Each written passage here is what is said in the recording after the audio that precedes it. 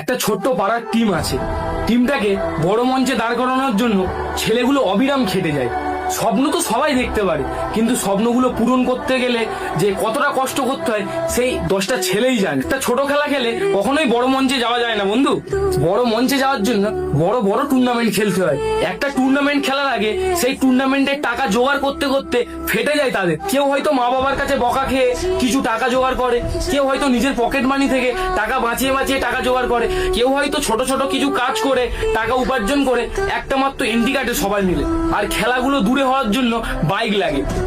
আমরা তো ছোট বন্ধু, আমাদের বাইকও কেউ হাতে দিতে চায় না সহজে। কষ্ট করে 3টে মাত্র গাড়ি জোগাড় করি, তার মধ্যে কোনো গাড়ি ঠেলে স্টার্ট দিতে হয়, কোনো গাড়ি ব্রেক থাকে না।